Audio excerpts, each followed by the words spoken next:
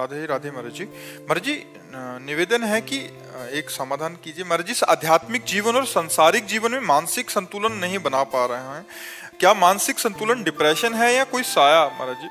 मानसिक संतुलन कोई साया फाया नहीं है।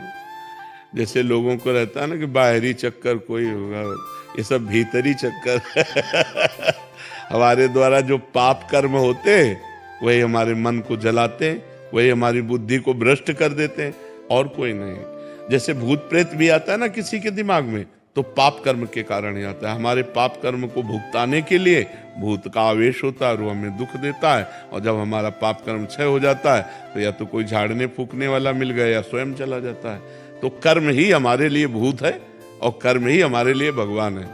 अगर हमारे कर्म बिगड़ गए तो वही भूत की तरह हमें सताता है, और कर्म हमारे बन गए तो वही भगवान की तरह हम पर कृपा करता है। इसलिए कर्मों का सुधार करो, हमारे कर्म ठीक होने।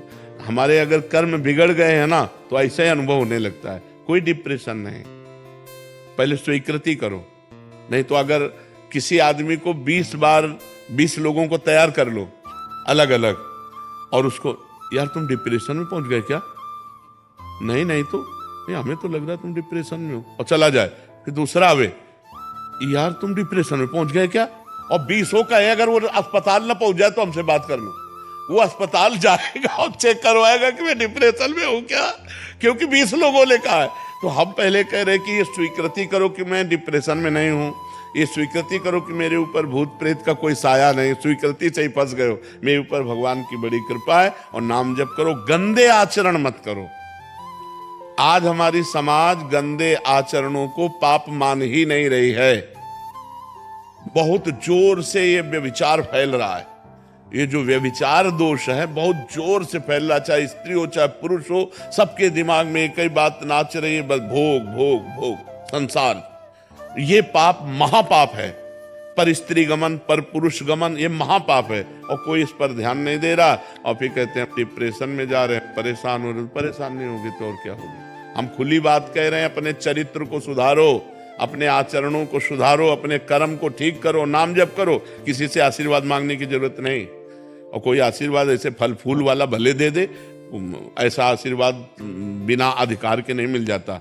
तुम्हें भजन करना पड़ेगा, तुम्हें अपने आचरण ठीक करने पड़ेंगे, तुम्हें तप करना पड़ेगा, तुम्हें पाप नष्ट करने पड़ेंगे। उपाय हम बता देते हैं। भगवान गीता में अर्जुन को क्या कहते? तुम्हें सहना पड़ेगा, तुम्हें मेरा भजन मन मना भव मद भक्तो माद्याजी माम नमस्कुरु। भगवान सामने खड़े और कह रहे जब तक तुम ऐसा नहीं करोगे तब तक मेरे को नहीं जान सकते। सामने खड़े हैं महाराज। अनन्य चेता सत्यम, मेरा सतत चिंतन करो। अनन्य चिंतयन्तो माम, मेरा अनन्य चिंतन करो। भगवान बार बार कह रहे। तो हम जब भगवान कह रहे हैं तो हम लोग तो भगवान के दास हैं।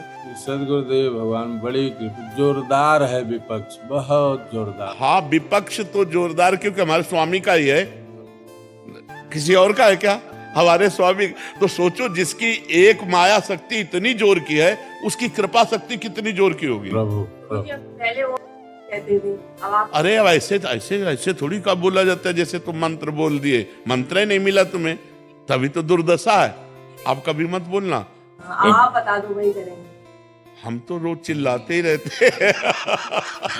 हम एक बात बताते हैं, दिल भर लगे ही तो रहते हैं, इसी में लगे रहते हैं कि भाई सुधरो, भाई सुधरो, मंगल हो तुम्हारा।